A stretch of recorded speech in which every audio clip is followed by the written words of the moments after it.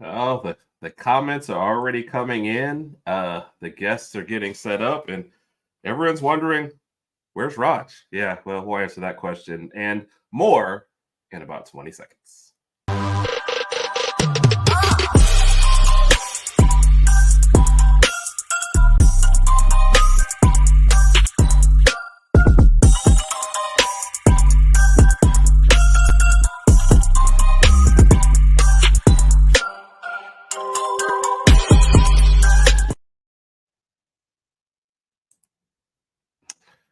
All right, waiting for our guest to get in here. And yes, we're definitely missing some Raj tonight as well. He's got prior engagement, some other stuff going on, so hopefully he'll be able to join us at some time because it's a great show tonight. Randy from A Damn Beast will be joining us shortly to talk a little. Oh well, sorry. Your comments are already so what's up, Randy? What's up, Herb and Raj? Just Herb tonight. Sorry to disappoint everybody. The talent that's not here tonight. So Randy will take the show over and I will probably go out and get a drink or something when that happens. So good evening to Cat, Roll Tide, Air Raid Attack, yes, Mike, always Boomer Sooner. Always support your team, man. Anytime you got a chance to support your team, you say it, and that's fine. Except if you start talking about Georgia got hosed. So you can talk that to Randy. Immediately, you've lost all support from me. Sorry, bud. Still love you. But and it was interesting this week. Like Mike is in the majority. I got plenty of messages and people want to talk about who got upset, and there's very few congratulations. So it just kind of helps fuel the whole Bama versus the world sort of thing. So I've learned to embrace it. It used to hurt my feelings. I'm not gonna lie. I'm kind of a sensitive guy, so it used to kind of hurt a little bit. Now I'm just like, you know what? It is what it is. If people don't like Bama, they don't like Bama. There's nothing I can do about it. So getting a Roll Tide from Lady Alpha, Ohio State fan. I know they've had several transfers starting, but my thought on that was, man, Bama loses like 20 every year, man. If you're one of the better programs recruiting and transfers in will help you do it. So I think you'll be good. I don't know if she's totally on our side yet because she was very adamant about the Florida State thing. So she's kind of on our side, but not really. So we still love her all the same, though. So evening, Mr. U. His show was on live this past Monday morning, ADO. Always does a great time. His team, Michigan, #1 seed, took care of business all season and up against Alabama. And Mr. U has already guaranteed victory. So still he said, wish you were playing. I love you too, man. You are, like I said, a great support on the air and off the air as well. So it's always been really good. And I mean, it's going to be tough for sure playing against you. So you got the anti-Texas and the Texas shouldn't have made it. Texas rode out the win against Alabama to the very end. And that's basically what it is. And honestly, the Texas win against Alabama is what sunk Georgia because after Alabama beat them, they were like, well, now we put ourselves in a position where it has to go Texas, Alabama, Georgia, even if there's no way that that's what you would actually think at this point of the season, what those, how that would play out.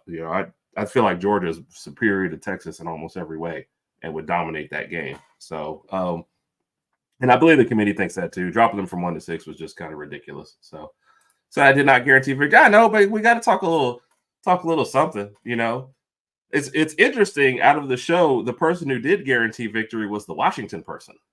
He said the finals will be Michigan and Washington, and so he's the one that guaranteed. So shout out to Football Talk with Bo. I love those guys, but I had to take some shots Monday morning. So Bama beat out there, yes. Roll Tide. This I'll definitely be hitting you up. By the way, you got to come and do a year-end review. But yes, that one was sweet. So we needed to. We definitely needed to get that one. So one of the few games, like obviously I get nervous before every game, but that was one of those, like it was suggested, I can admit this now, it was suggested that we do a live stream for the game. And I was like, do I want to do our first ever live stream on a game that we could like potentially lose? That would suck. So I mean, would it have bad if I'd done the first live stream ever for us on the Chattanooga game? Like, who would even watch? But I think that's definitely in the cards for next year. Bama, Texas for the Natty. I mean, yeah, and that goes along with I think Kat just said hoping for a rematch to end revenge season. We definitely would want to play them again and get our revenge and end any narratives that have going on with them. But you can't, and I don't feel like this team. I guess one thing about having a team that you know is not a great team is they don't overlook anybody because we can't afford to overlook anybody. So Michigan will have their full respect. And I've already seen the post out there. A guy was like, "Oh, let's shock the world." So that's the same thing Georgia posted, but you guys are favored. Like you can't shock the world if you're the favorite. So it just doesn't, just go out and play the game. So I agree with this. It should have never been 4 and it should have never been 2. I don't understand how that's even a thing to start off. Like you have 5 power conferences, up until this year, of course. So it seems like 6 or 8 would have been your number to start. Otherwise, at 4, you're basically telling one of those people that your regular season doesn't matter. So, and there we go. Shock the world. Shock the world is a favorite. I wish that. It's like telling us we shocked the world against Chattanooga. So, yep. I don't know who Mike was supporting because he took shots at everybody already today. Mike better be lucky I love him because he's been firing all over the place this morning. So, but I know he doesn't like Texas, so I guess that'd be the only person he would have tried to kick out of everything. So, I feel like I missed one in there somewhere. I said some of my favorite people are Bama fans, not mine. Get those Bama people. Nah, just joking. I like people on both sides. Of course, I support anybody. Bama versus Washington. So that would be the one. Just being honest, obviously I want Bama to win, but I wouldn't want Texas to win just because I've just never been a Texas fan. So if there was a team that I had to play that I could like root for if we weren't playing them, Washington would be that. But like I said, the Washington guy's already talking trash to me. So, and we're not even playing him, and he's talking trash to me. So like now I'm all conflicted. I don't know what to do. So, I don't know which one wasn't nice, but a lot of these people aren't nice. You just got to be careful. You got to stay off Twitter sometimes too, because everybody likes to take little shots. Everyone takes all this thing personal. I had people that didn't have a dog in this fight were fired up about it. I'm thinking, you're not even there. How does the number one team become this underdog? That's what my point was. You're not the underdog. So it's like every time I see posts that say, I saw a Michigan fan post that this morning. Let's shock the world. I'm like, you're the number one seed and the favorite. Like, there's no way to shock the world. You're favorite to win the game. Don't even know how that's a thing. So and there we go again. I want Texas again. I want Michigan first, but secretly, yeah, everybody wants Texas. So sweetheart, me. I don't think I said anything mean. I mean, I'm thinking a lot of mean stuff, but so it's funny because Raj and I use the same Twitter, and everyone always assumes everything is me. Usually, all the diplomatic and nice stuff is me, and the stuff like, "Hey, Florida State's going to get beat by Georgia by 4 touchdowns," that's Raj. And people think it's me, but I'm the nice guy. I wear glasses. You can't be mean and wear glasses. Like it just doesn't happen. So, he said if I had to support a team, it's Bama and have the defending national champ come to Norman next year. Yep. So, which I will be there for sure. Live podcast from there, and then going to the game. So that's Lady Alpha gonna get if Mr. U is still out there, he gonna get on to you. So by the way, I got to text Mr. U. I might take him in and just text him now. Tell him I got to get him on the show. We already have a Washington and Texas preview coming up for you on the 26th. So Mr. U, you're about to get a text, but any of the Tuesdays in between, if you want to come on and talk Bama, Michigan, you are certainly welcome. I've been on the road all day today, running around for jobs. So I haven't followed up yet, and I'm behind from this weekend. So I went out to see the kiddos this weekend. Hope everybody saw the pictures and stuff like that. So when Michigan beats Bama, I have to fly down and give you a hug.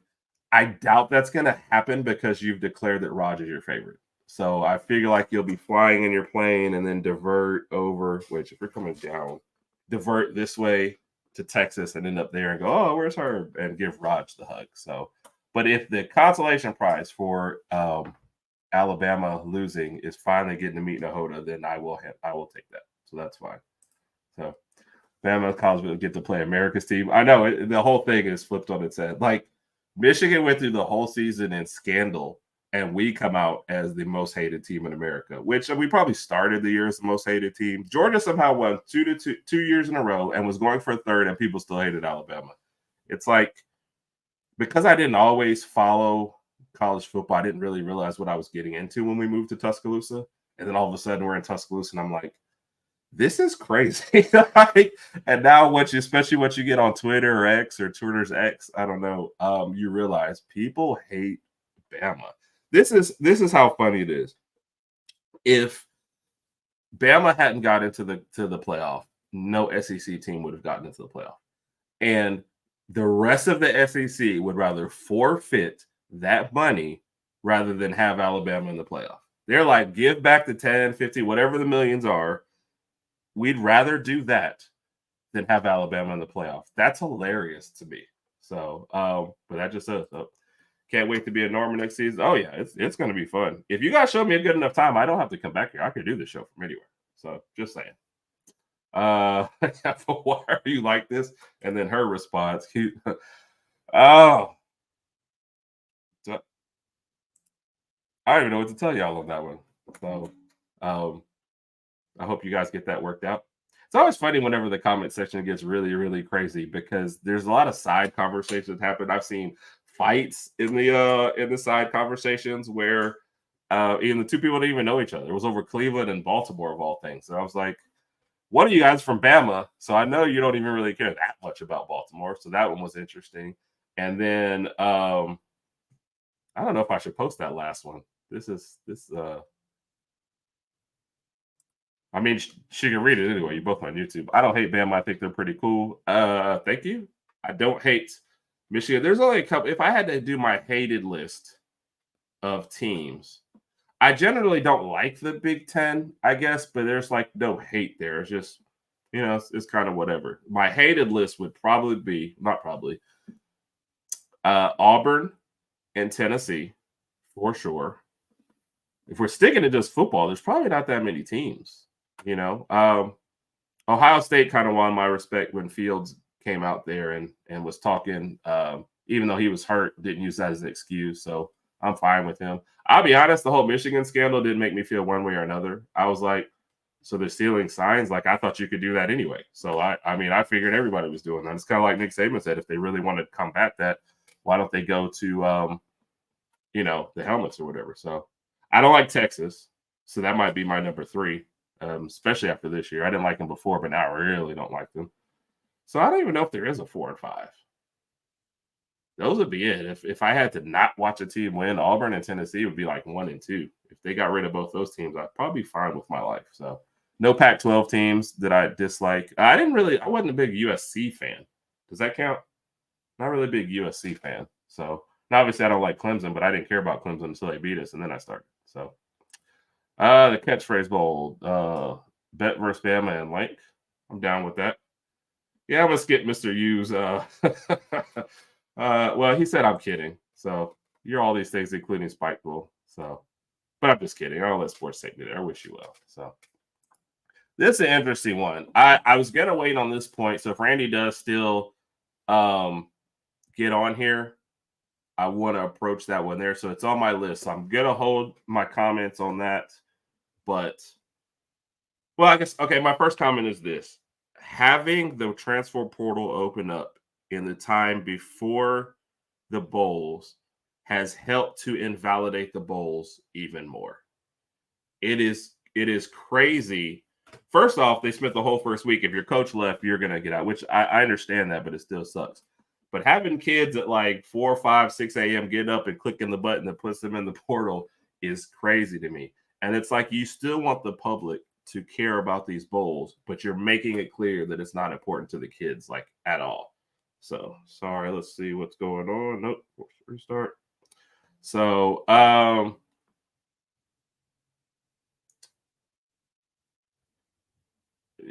I'm not going to put the part of the joke, excuse you.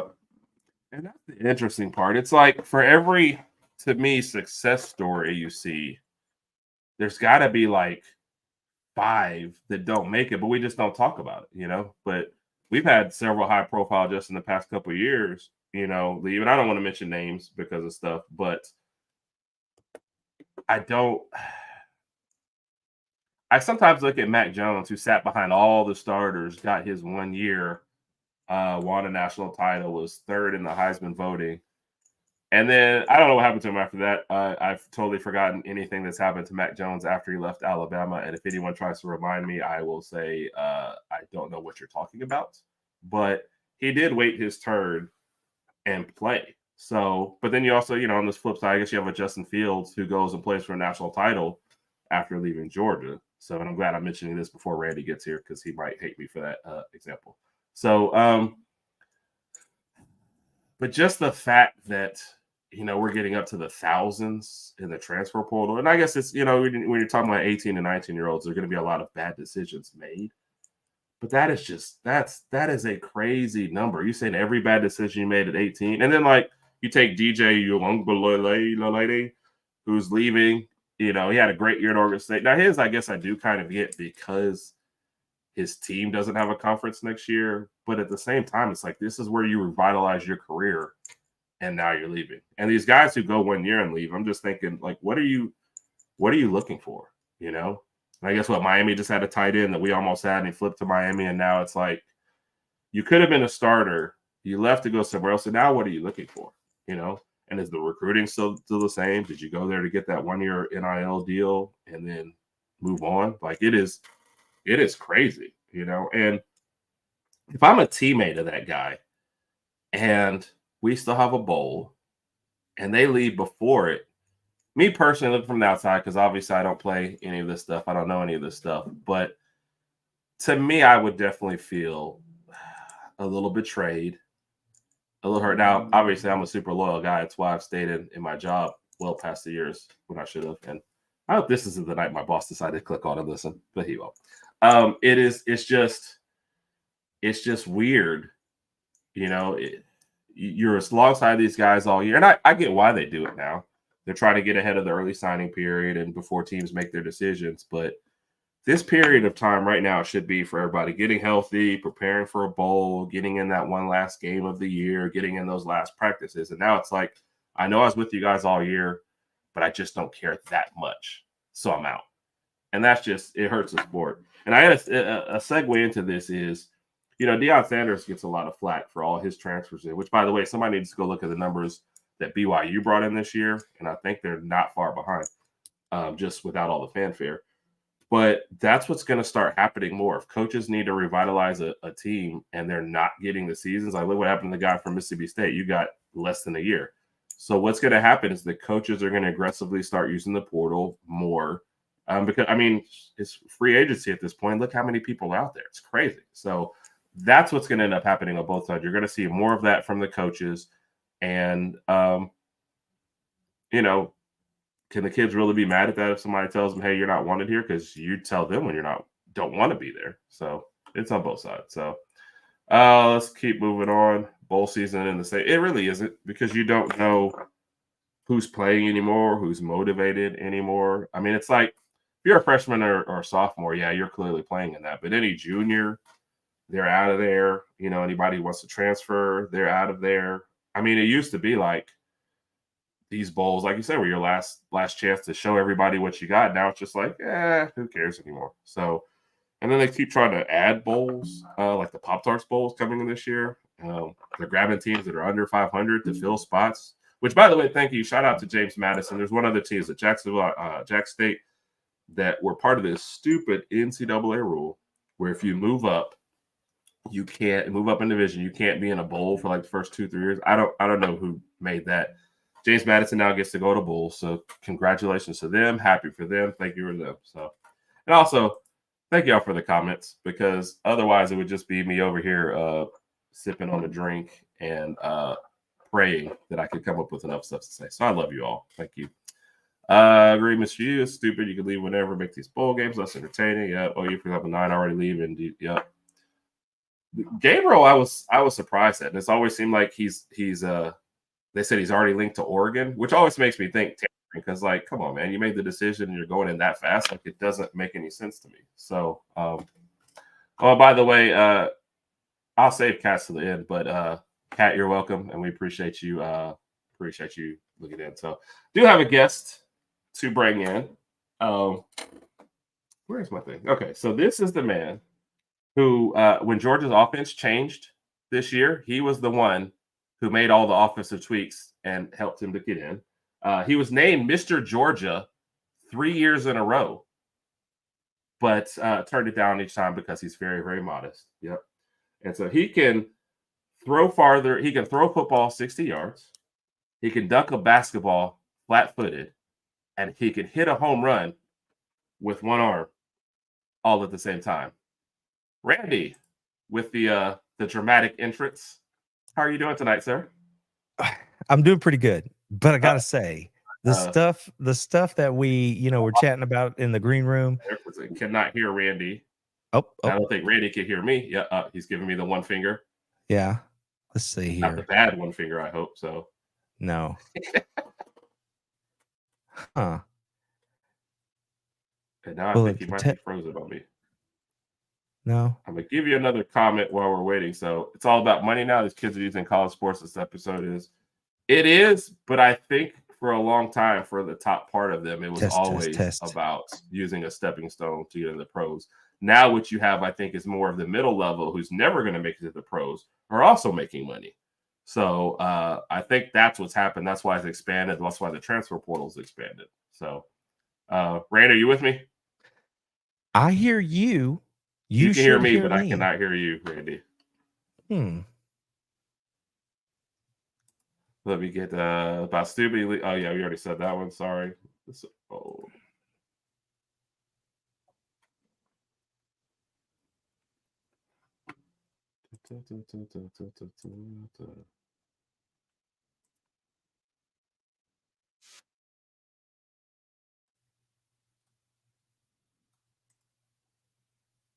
Testing. Randy, I'm sorry. Hold on 1 second, sir.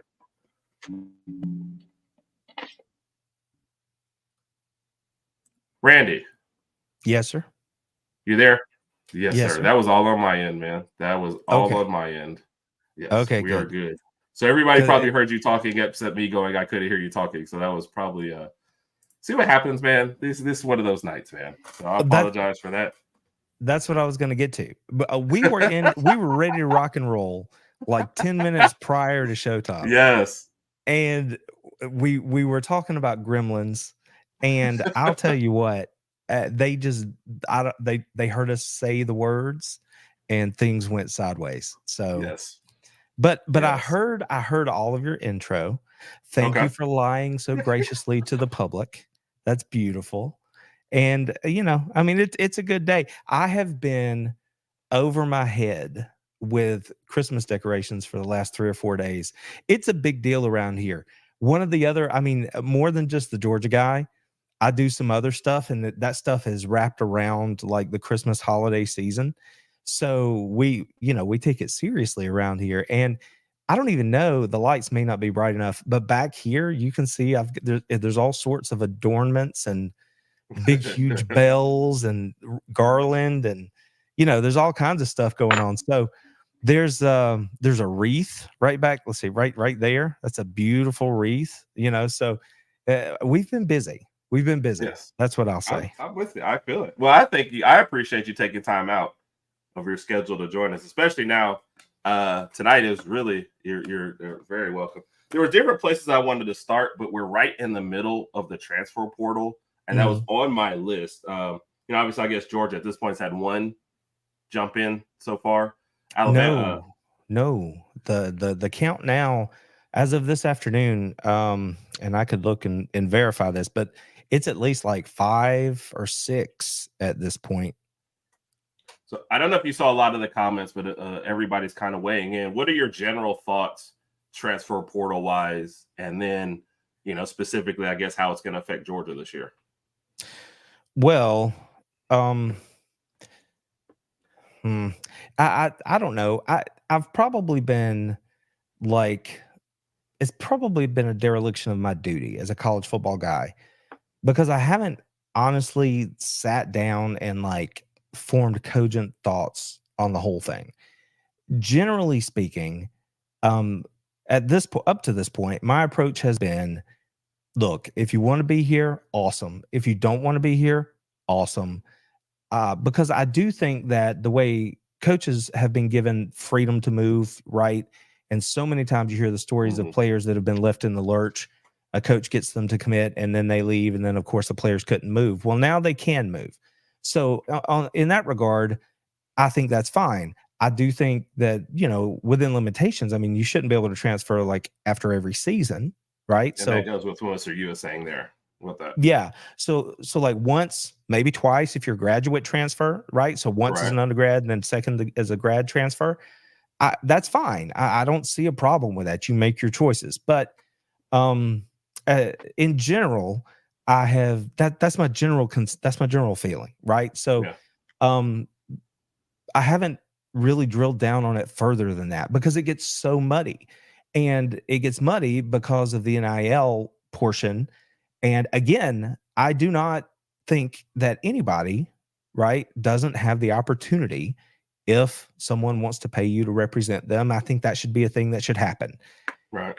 But like of all people, Lane Kiffin said at SEC Media Days, and he's not the only one, when it is being used as pay for play Yeah. and there are no limits, then you really do have the wild, wild west out there. Yeah. And the downside of that is that so many times these young people do not have the right kind of people around them to help them Correct. make financial decisions that could affect them way beyond their playing time in college and their eligibility. So, Right. uh, I'm fearful on that side of it. I think that guardrails are necessary, and again, from there, it just gets more and more muddy. So, I like the freedom of movement it provides. I like the benefits that come along with that freedom of movement, and just because this is the way I think about the game, I feel for any head coach that has to deal with all this stuff right now, because especially if you're the head coach at a successful program, not because it dilutes your team or your potential talent pool for your next team, but because if you are a successful program, Georgia, Alabama, Oregon, any of the teams that were in these championship games, right? You go play the game on Saturday, and then like the next day or that Monday, the portal opens, and you literally have no idea who's on your team, who's not there, and signing day is about to happen. The calendar's very screwy when it comes to this kind of stuff, and And that was I, part of I've my points, by the way. It yeah, happening on December 4th really invalidates the bowls. I yeah, know why they're trying to do it for early signing period so these kids can get movement, but you're basically telling people, hey, the bowls don't matter. Go pick your team, you know? And there was one point in there, I guess you're kind of making with that. It doesn't prepare any of these kids, especially the ones that think they're going to get to the NFL. Because guess what? You sign a 3-year contract in the NFL, 4-year contract. You're not 2 years in, not playing. You don't get to go. Like you just have to try and tough it out. So maybe in the right. corporate world, you think, if for the guys that don't make it, is that what you're thinking? Also, hey, I'm gonna go to this job, and 6 months in, I'm gonna hate it. And I'm just gonna find another job, and you're gonna be one of those people that jumps from job to job. I don't know, maybe so, but none of this seems like it's preparing you for the next step. I wound up accidentally in a chat room discussion today. I posed a question about a current recruit that has been committed. NIL was admittedly a portion of why that person made the decision they made originally. And now they're considering making a flip. Like, this is huge news. And the people who are pursuing this guy are big in the NIL side of things. And I just simply asked the question, is this ultimately about the NIL portion for this player? Right. I'm not bashing the player. That is the landscape of college football today. If that's the point that you're using to make your choice, fine. And the only reason I asked the question in the first place was because that's not what the player was saying, right? Mm-hmm. So the player is saying one thing, but every move that he's made that we are, as in the public, aware of, has been driven by the NIL portion. If that's what it is, fine. Just say that's what it is. Don't say it's not, and then do the things you're doing. Ultimately, to me, it doesn't matter. Everybody has the same opportunities from a college perspective to get as involved in the NIL game as they want to. And every fan of every team has the option to contribute to that school's NIL fund to support that effort. So I'm not, bemoaning the NIL part at all. I just don't think it's very genuine, to say one thing and do something else. But then again, these are young people, and I'm not just talking about football players. I'm talking about top level gymnasts. I'm talking about top level tennis players or baseball players or whatever it is. They're learning. Maybe they're still learning that whole do what you say thing. So again, it's very, very muddy from my perspective. At the end of the day, that's why I am very comfortable with my position as a fan, which is and has always been a person who grew up a fan of the University of Georgia, who chose to go to the University of Georgia, who graduated from the University of Georgia. I cheer for the Power G. So it doesn't matter who's on the team, whether or not I'm going to like the team or support them or whatever. I'm red and black forever and ever. And that's for me. The younger fans that I see talk about it, it doesn't seem to be that way, right? They don't have that same sort of buy-in and feel. And I mean, I can't say anything to that other than to recognize it's not the same for them as it is for me, so they will jump on social media and say anything and everything about a player and or their parents and or anything else. And they feel like there are no repercussions in today's world. If say that player's mother or father happens to see your stuff and shows it to their child, now as a fan, this player that you covet sees that at the drop of a hat, you're just gonna, just trash them, because you think you can, then I don't know, man. It's all very messy from where I'm sitting. It is.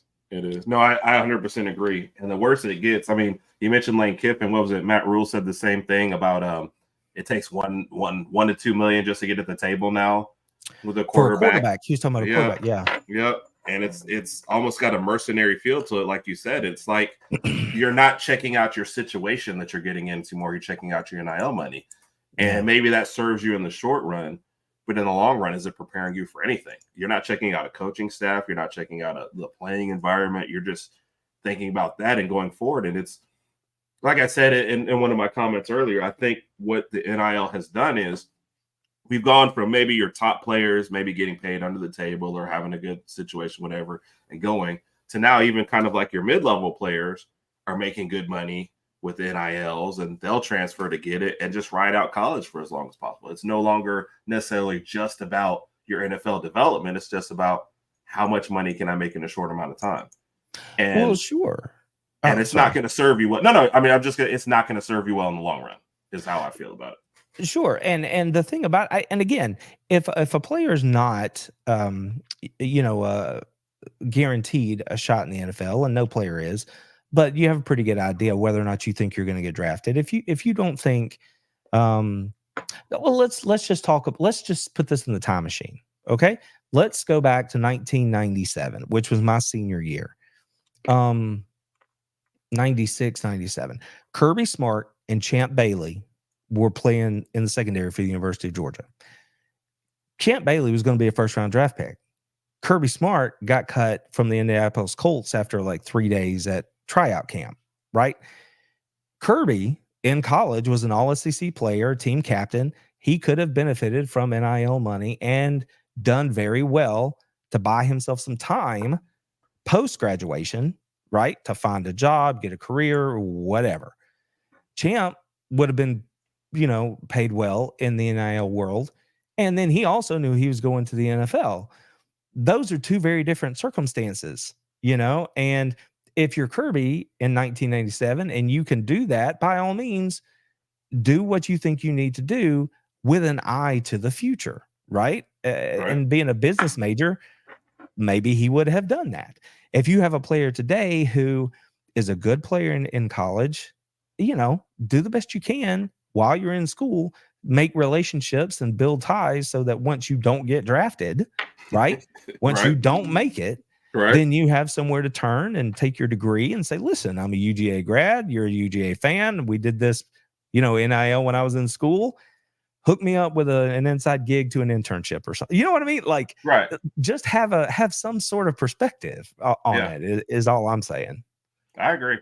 Let me catch up real quick on a couple of these because I don't want people to feel like I don't love them. I kept posting some ones about the transfer portal. This is one that kind of goes along what we say about the bowl games, with so many people leaving already, including the starting quarterback. So I don't feel like in the long term, especially the bigger programs, have to worry about transferring people, people transferring out, because I think your recruiting class and your transfers in will make up for it.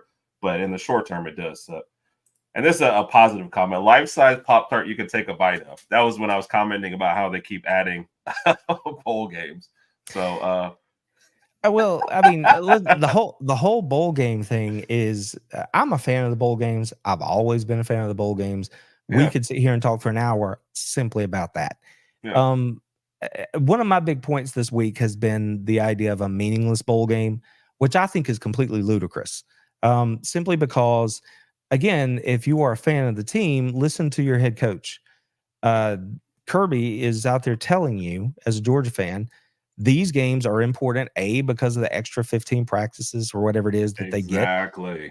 plus all of the mid-year enrollees that are going to play. Yeah. In that game Saturday, Georgia had 1, 2, 3, 4, 5 mid-year enrollees that started, be it on special teams or somewhere else, Right. Against Alabama. Those dudes were able to do that because they came in for the bowl practices that Georgia played into January. They got all those reps. It was like an extra spring, and then they rolled into spring practice, got more reps, fall camp, so on and so forth. So that by the end of the year, they're contributing. These games are invaluable. And I Yeah, dare any I agree. keyboard warrior who wants to sit back and say, these games are trash, I don't care about them, the players don't care, all that stuff. My bottom line position is, A, you're wrong. B, why don't you go say that to the head coach or any of the players? Just go ahead and let them know that you think their effort's meaningless. And then C, and maybe the most impactful, I believe it's absolutely disrespectful to the players, coaches, and more importantly, to the game itself, Yeah, to refer to these things that way. That's 1000% agree. just my perspective. But again, I just think it gets back to this place where we are, where everybody has a microphone and everybody can voice their opinion, and you can feel any way you want, but just understand that other people can read that. And when you view the world the way I view the world, I know who and who not to listen to moving Right. forward. Right. And I would add another one to that list. That was very well said. I love that. I guarantee that those folks that are saying that and are fans of those schools are still watching that bowl game and probably complaining about it somehow. But I know me as a Bama fan, I might be like last year. I was like, oh, this sucks. We're not in the playoff. I was still glued in. To me as a coach, it's one of your last chances to get something with the team. It still goes on your record. And there's a big difference between like 8-5 and like 9-4 at the end of the year. Like that one, or if you can get to 10 wins with the bowl game, that's huge for recruiting and going on your record. And honestly, when guys transfer out, to me as a coach, I don't think I would care. Or when guys sit out, I wouldn't care, because that just gives me one extra look at the people who are going to be there next year. So maybe I'm in the minority on that. I know people are like, oh, I want my stars to play one more game. But like, let's take last year's situation where Bryce played in the bowl game. I commended him for him. But I was like, if we get a look at the quarterbacks for next year, I'm not going to hate that either. So it was kind of like a mixed bag either way. So, but no, to me, the bowl games are great. And I'm going to tune in to as many as possible still. And if they invite me to the Pop-Tarts one, I'll go and take a bite and be there with the winners. Well, it's like I said, I'm cheering for my team. So it doesn't matter if it's Brock and Ladd and all those dudes playing. I'm going to be like, awesome, I get to watch them. If it's the younger players playing, I'm like, awesome, I get to see what my team's going to be.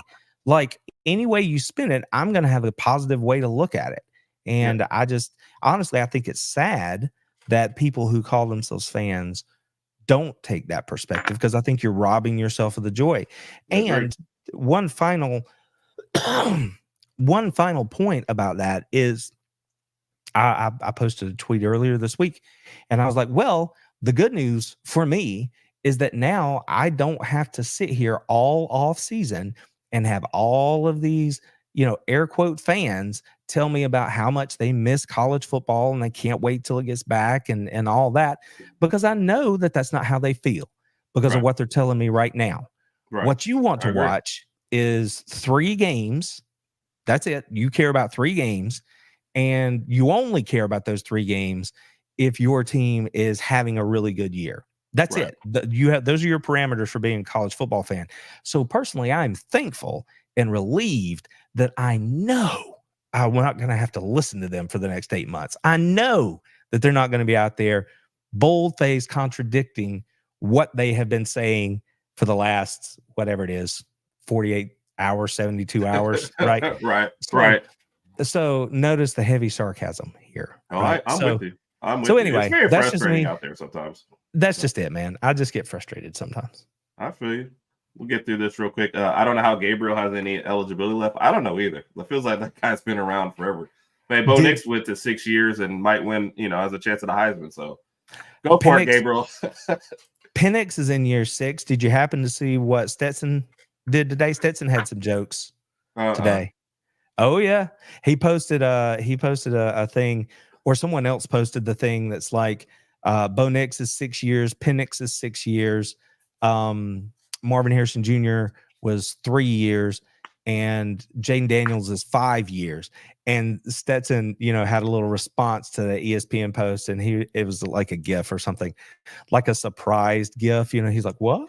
Because the thing about Stetson is everybody's giving him a hard time because he was a 6th year senior or whatever it was. And, of course, this year you look across college football and there are 5, 6, 7 year seniors playing all across the country. The COVID year did give you one, but that is still a lot.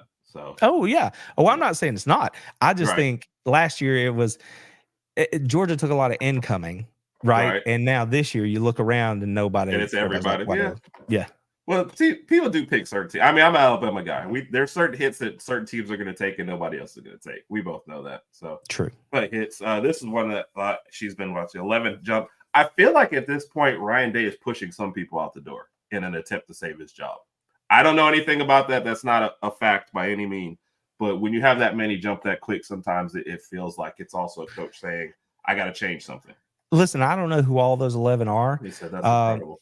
My opinion on my opinion, that's all it is, on McCord is that I think they told him he could stay if he wanted to stay, but they were going to go try to get somebody better. Yeah. I believe and that so too. he's like, I'm out of here. And now the one that did kind of surprise me that I saw was Fleming. And that was a big shock to everybody, I thought. But yeah. The rest of them, I haven't looked, so I don't really know who they, but yeah, Georgia, I did check. Georgia does have 6 currently in the portal. And like I said, I was riding around a lot today, so I've only checked in for an hour. I haven't seen. I expect our number to jump as soon as the playoffs are over. 7. Sorry, Georgia's number was 7. I miscounted. Okay. But like I said, these numbers don't surprise me. We lose about 20 every year to transfers. It just kind of happens. I think last year Georgia lost 15, and Kirby, in his Orange Bowl opening presser, said he expects to lose somewhere in the same neighborhood, 15. And I don't know if he meant just to the portal or if he meant portal and NFL declarations. I'm not sure. I know that because I would think that's 15 either way. I think that's 30 for both the way y'all are pumping them in. So we'll get caught up. So Mr. Hughes, that Michigan to come in Norman. And I don't know if you heard that earlier. We're Raj and I are going to Norman next year for the Alabama-Oklahoma game. So we'll be doing a podcast from there. Yeah, looking forward to that for sure. As long as we win, it'll be fun. 1,000. Like this is just an insane number entering the portal. So. And let me get down to the end because there is a couple other questions I want to walk you. Yeah, Mr. U and Mike definitely need to get together. Kenneth Louisville's been to 2 other universities. Yeah, I don't get some of the movement, and you're not getting anywhere by all of it. Welcome to Brian. Brian's a Jags fan. I feel bad for him after last night with Trevor Lawrence going down and the Jags actually having a chance to be the number 1 seed, possibly, or at least for sure winning their division. So, thank you, Brian, for still checking in. That also an Oklahoma fan. That portal number, I believe every instance that the window has opened has set a new record for entrance. Yeah. And that is insane.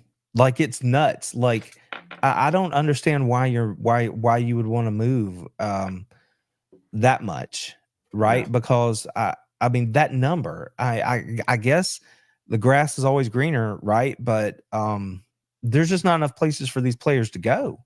Right. I mean, nobody's taking you. These coaches Yeah. are still out here recruiting and Right. the same way they always have. So, but on the other side of that, Coach Kirby did say that if you do not embrace the portal, right? And remember, his perspective is they want to build through traditional recruiting. That's the plan. Right. But if you don't embrace it, you can't field the team Right. in an instance of a short turnaround like we're in right now. Like Ohio State loses their starting quarterback. If you don't, I mean, you can play your backup right here, right? But if you don't have a freshman you're planning on starting in the fall, or you don't go get a guy, then you're in a fix when it comes time to line up and actually play. So that is just simply the reality of it right now. Yeah. So some of these I'm gonna have to get to, definitely at the end, because there is a couple other things I wanted to get to, but I do agree. Yep, and thanks Rex for checking in. Yeah, that would be interesting. I don't think it'll ever happen, but that would be interesting. And then Brian, appreciate the congratulations. I did, Randy. I know we've been kind of talking and going through there, but I did because we consider you a friend of the program, both on the air and off the air. You've always been very supportive. But I did want to give you at the very start a chance. I know there's a little frustration, but to vent any other frustration that you had after Saturday and then maybe even Sunday morning. Well, first off, my number one frustration right now is I can't tell whether or not my cough button's working. So if I'm coughing and you're hearing me, then I apologize, and I am very disappointed and frustrated with that. So could you hear my sickness? I heard your cough. We didn't think you're sick, man. We thought you're prime of health. I got a bug. But yeah, I don't know why my cough button's not working. So sorry about that, everybody. I will do it manually in the future. So frustrations. I mean, I don't have any. Like, you go and you play the game, and when they tallied it all up at the end, Georgia didn't win on Saturday. And I posted a tweet about this. They didn't win because they didn't play well enough to win. It's just that simple. So I can't say all the stuff I said earlier about cheering for my team and about the sanctity of the game and respecting the sport and all that stuff if I'm then going to turn around and say anything other than Georgia didn't play well enough to win, and congratulations to the other team. Now, the game is what it is, so you can take any position you want to take on that, but at the end of the day, that's how I feel about it. And once Georgia finishes their Orange Bowl game, so that'll be before the new year. I think that game's on the 30th. So once that's over, I mean, I'll still be doing all the ADB stuff that I do between now and then after the fact. But once that happens, I move into what I affectionately refer to as it's like Batman season. And what I mean by that is from like January, right? Exactly. So like from January up until like spring practice, because remember, signing day's been moved up, right? So there's no big signing day. So between like January and like spring practice, I'm like sort of mentally taking a break. So I'm like reading Batman comics and watching Batman movies or disaster flicks or whatever it is. So I've got like 3 months there where I sort of decompress. I mean, I'm still doing stuff, but like I'm not like all about it all the time. So yeah, I mean, I don't have any frustrations other than obviously Georgia, you would love for your team to win. Georgia's my team. I would have loved for them to have won. But it didn't go down that way. So it has to play itself out. It did. And now we get to play Florida State in the Orange Bowl. Yeah. And Kat, this is most of the people that I've met on here, we've tried to seek out people who are not Alabama fans just to get other perspectives. So like so Randy was I didn't forget how we reached out to you or even found you, but all of a sudden it was like, sure, I'll come in. I don't even need a script. Like I'll jump on there and I will make your program or instantly better. And so we Oh, appreciate it. well, I will let you say that. I appreciate it. I was on the Air Raid podcast. Now I'm not sure how There he you go. found me. Yes, there you go. Yes. I'm not sure how he found me, but I think you guys found that or saw Yes. that. You're And said 100% correct. Yep. I that's a was Georgia watching that guy. show there. So I'm Randy, because I love you, man. I'm gonna go ahead and give you the part that you're not saying. The one of the things that where you can really tell this is flawed and the whole thing is flawed is you can't be the number one team for most of the year. And I'm going to ignore the parts where they said Ohio State was the number one team because that was just, they hadn't. I know you're not supposed to take prior years, but I always give the incoming team the what is it, of the doubt or whatever. Like Benefit of the I always doubt. benefit. Oh my God, my words are gone. So that's not anything about Ohio State. I just always feel like the year that we became number one, I think, and they took it away from me. I was like, this is stupid because stop taking it away from him. So anyway, I felt like should have been number one all year, right? You lose one game at the very end of the year by 3 points and you drop from 1 to 6. Makes no sense to me. And what the committee tells you is, had you lost your first game of the year by 3 points and then played the way you did the rest of the year, you'd be fine. But you lost the last game, and it's the only game we remember. And the way they kind of looked around, it's like we go eye test sometimes, and then we go by wins, and then we go by strength of schedule, and then we go back to like it's all over the place. And I think everyone would agree Georgia's still one of the 4 best teams in the country. And so the whole system is ridiculous. They're not the 6th. That's doesn't make sense to me either. So I said that like my takeaways on Twitter. I said that I'm like I feel confident that Georgia's still one of the best 4, right? And someone responded. It was a new person who has now I follow them now, but they just simply asked me the question. They were like, how do they, essentially what you just said, how do you move somebody like that? That's right. the part they did. And here goes. Even the Alabama fans are chiming in for you. So well, that's the thing. He was like, how do you do that? And I said, what I do is I just save myself all the anxiety and all the stress headaches and work under the presumption that they just make the rules up as they go to suit them. Yeah, period. And that's why the JJ Watt joke from this weekend was so brilliant. And I don't think he was joking, but it was brilliant, where he was like, just call an emergency 16 tournament, put Florida State and Georgia in, and let's just let them do it, and there you go. And it's, on one hand, it's completely like ridiculous. And on the other hand, you're like, what have they done that's ultimately not ridiculous over the last 10 years, right? Correct. The ways they've made their way through it. But again, if it comes back to, if Georgia, if they win, then they don't have to worry about what anybody else does. And Georgia didn't play well enough to win. So yeah, I still just, one game should not define your whole season. And I'm speaking as an Alabama fan, who's the Texas game defined our whole season. And that's the only argument everyone uses against us. So but ours, to me is not as egregious as what yours was. You lost one game by 3 points to a team who was, playing decent and hot at the time. So I don't know. Rex is right. They do make it up the way they go. So yeah, no brother tonight. He's got some fatherly duties to attend to. So I would say Mike did say, yep, you were on his show. So that's where that came up from. And then Florida State played defensive. Yeah. Look, so as a Bama fan, we've taken a lot of shots the past weekend. I've said this several times. I said it on the show yesterday morning. I have nothing bad to say about Florida State. Like, this isn't going to be some political argument. Somebody asked me, do I think that we deserve to go? I'm going to say yes. I think we're great. We beat the number one team. Am I going to say, did Florida State deserve to not go? I'm going to say, I've got nothing to do with that. I think what Florida State did this year was great.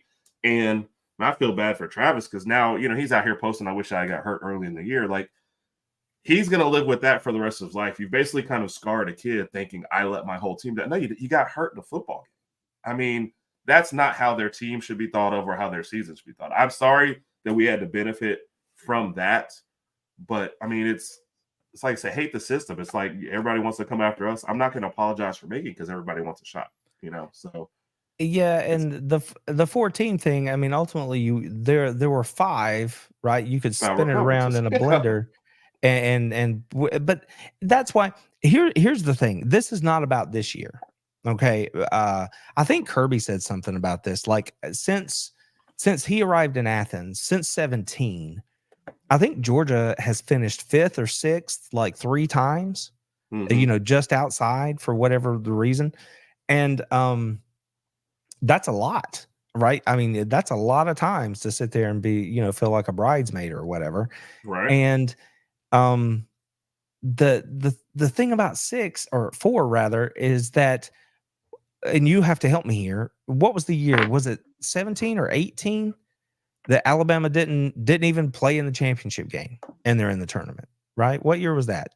And then they won the Oh thing. yeah, and then they won the whole thing. Yeah. Yeah. Oh God, yes. I'm bad with Well, my numbers, but yes, I'm with you. Yeah, I know what you're talking about though. Yes. my point is, as a Georgia fan, Georgia has never been the beneficiary of any of those twists of fate. Georgia has always, when it twisted, wound up 5 or 6. LSU or You're exactly Alabama right, Brian. seem to catch those, Right. twists of fate, and it has never twisted for Georgia. That's Yeah. not saying anything about this year. It's merely an observation. That's all. Yeah. Yep. That it seems to never break right, like Ohio State last year. Everything had to break right for them to get in. That just doesn't seem to be Georgia's lot. It Right. just doesn't seem that's the way it's going to go down. So, Yeah. Rex, this was my point from the beginning. Like they were basically saying when they went to 4, we're gonna leave out a Power 5. I never understood that because all it did for a long time was, well, if I win my conference and I don't have a chance of going, why am I scheduling harder out of conference when I should just really concentrate on that and not take that loss? and I'm sure that you guys have heard this weekend since it happened because I didn't remember it, but I'm sure you've heard that About the when this, alliance. yeah, and the vote and how they opted to not go ahead and start the 12. They wanted to wait and do the 4, one more season or whatever it was. And I'm like, well, your conference did that to you guys, buddy. I mean, Yeah. you guys did Yeah. it, so Yeah. that's why I just don't. I'm not going to be too twisted up about it. If you want to win, or if you want to go win, do your best to Yeah. win. And if you Yeah. can't win, then it is what it Yeah. is. And this is exactly right. Yep. They were just sitting back there hoping and praying. So yep. Yeah, I don't remember if it was, but maybe so. So yeah. And the AC, like basically they watched that Florida State against Louisville game and they didn't look good in that game, and that's kind of what sunk them. So I'm not saying any of that is right. They played the whole year and they won. Do they deserve to be in a playoff? Absolutely. So I don't think anybody's arguing that fact at all. To your point about the quarterback, I mean, I hate that he feels that way, but Yeah. surely somebody's going to get in his ear and help him straighten that out and understand that that's not the reality of it all. But the fact of the matter is they are not the same team.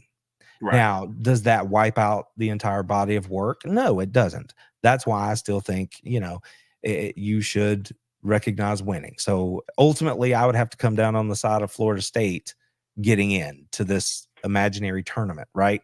But they are not the same team. Now, when we play them, I fully expect that game to be, more entertaining than most, well, I'll say a lot of Georgia fans may. And that's simply because that defense is extremely good. Like they are absolutely playoff caliber That's what defensively. Brian's point exactly. So defensively looked amazing. As long as their dudes are playing and everything, Yep. they should. I mean, that is a top tier looking defense. Rex is But if Georgia, has their players, I mean, I'm not saying Rex could be spot on. I'm not. I fully admit they are not the same team, right? They just aren't. And if the kid wants to think of it that way, somebody needs to help him not think of it that way, right? That it's not Right. his fault. But again, that whole statement, he's a young man who that sounds like an emotional statement, because I'm Definitely. certain that's how he feels. But Right. I would hope he doesn't actually believe it, Right. And I would hope not to, man. It's never on one person's shoulders. No. The committee might have tried to use that as a scapegoat, but no, it's man. go be great is all I say. Oh, by the way, this is a comment to something you said earlier. Rex has always been a big fan of Randy. So Rex, well, thanks, man. I just love having a microphone and having people who want to talk, responsibly. That's my whole thing, man. Can we just be responsible about it all? Let me tell you what oh, wait a minute. What is this? Sorry, I lost the train of thought. Sorry, I missed this one earlier, so I was trying to get it out there before I scrolled back down. So you've heard rumblings of that, huh? All I've heard is the lawsuit thing. Like there's a possibility they could bring a lawsuit. I mean, I would hate that for Georgia, honestly, if that were to happen. Because that wouldn't be, these dudes are getting ready to play this game and then y'all aren't going to play. If you're not going to play, hopefully Coach Norvell would tell Coach Smart, listen, we're not going to play or whatever. I hope they wouldn't do that to the young men on the other side. That's all I would say about that.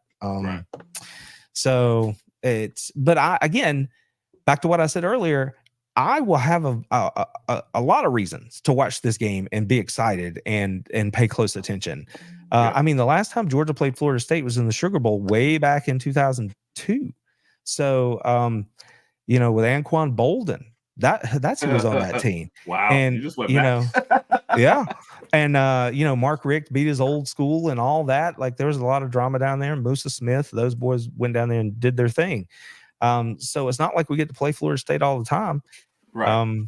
I think it's a great game and people need to tune in for it. I think the players are making an emotional decision now, but not playing hurts you worse and hurts the conference worse and the team worse than going out and playing. Like go out and prove to everybody that they're wrong. Don't miss the opportunity. So that's the thing. I mean, I'm old enough now. I think you've told me, Herb, but I can't remember how old you are, but I'm old enough now to where man, you only have so many chances in life to do something really cool, right? And if you have a shot to go do something really cool, be the person that says yes. And if it doesn't work out, you're going to be wiser for it. And if it does work out, you'll be like, why did I ever think about not saying yes? Go and do the thing. So that would be my advice to any of these people. I agree 1,000%. Let's get a positive in here real quick. We're missing Raj, so we don't have Raj's top 5 list. So, Randy, I'm going to spring one on you. Okay. Give me your top 5 favorite players from this year's Georgia team. Okay. So, and this is top 5 favorite. So, yes, doesn't have to be the 5 best, doesn't have to be statistical. Just your 5 favorite, either watching play or have done something else off, just whatever. Your criteria. Yeah. The problem here is obviously narrowing it to 5. So that's why I asked the tough questions here, Randy. Yeah, I know.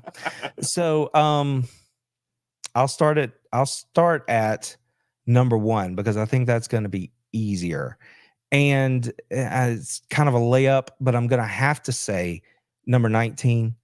Everybody's All-American because he's earned it. So Brock Bowers has to be number 1. Just favorite because of the program here too. Agreed. Yeah. Just because of his work ethic and just everything about the young man. So he has to be number 1. Can I ask you, I don't know if this will go over. Do you think he rushed back a little too early? I don't know. I mean, I don't know if I can have an opinion on that. I mean, I would trust that he and his parents made that choice. Right. The one thing that I've heard a lot of people say is that it's the coach's job to hold them out and not let them play. But Brock is a grown man who understands the financial things that are in the future. And he's a competitor. So it's exactly. Yeah. So I can't say whether it doesn't matter if I think he came back earlier. I do because he's had such a rough time with it over the last couple of weeks. I do wonder, I hope that it's simply, soreness and stiffness and whatever it is, right? And that's what it is. Exactly. Right. And they told him that it's not anything serious. Right. But I mean, what are you going to do? I mean, we all saw him play. So, but I would feel really bad to say, I think he came back early because everything I've ever said about that injury, I've said he shouldn't play unless he's 100% healthy. Agreed. But again, he was a grown man in conference or in council with his advisors, his family, and all those things. We make choices in this life. So who am I to second guess his choices, right? Yeah. So I know I want him to be well so Rogers Dolphins can get him. So that's I know. Well, I can't say no because I'm not in the room. I have 100% faith that Ron Corson and Kirby Smart did not rush him back. Right. I feel absolutely confident in saying that. I feel like if it came from him for sure. I don't feel like the coaches would have done that at all. They asked him after his return, did he know about Tua and did he feel the pressure to beat Tua's time limit about coming back? And he kind of smirked and looked sideways and he was like, that is not exactly why I did it, but I knew he did it fast and I knew I had a chance to play in this game. Right. So that was him, right? Like, so I don't know. Again, I just, if that's what you tell me, what am I supposed to believe? Just call you a liar? I don't know. It's hard for me to do. Right. Okay. So, Brock was number 1. Number 2 to watch off of this team. I really enjoy watching Tyke Smith, because at the beginning of the year, I didn't give him the credit I should have. I felt like he wasn't big enough to handle the role of the star position the way he wound up handling it, being as physical as he was at the point of attack and things like that. So over the course of the year, I really enjoyed watching him play this year. And that made me, I was impressed by him, and it just added enjoyment to my season. So the third player would probably be SVP, the center, Cedric Van Pran, simply because that dude is an amazing dude, period. Just full stop. But he's also an all SEC center. He's a finalist for the Remington. He's an outstanding player. SVP would be number 3. We might need to borrow him for our playoff game. Just saying. Oh wow. I'm just saying I love Seth, but like the snaps are killing me at times. That's all I'm saying. That's all I'm saying. Okay. Hopefully he's not watching tonight. that showed up in the game. Yes. It's like the worst moments. I really enjoyed watching Ladd McConkey because he plays so hard and he's such a small guy.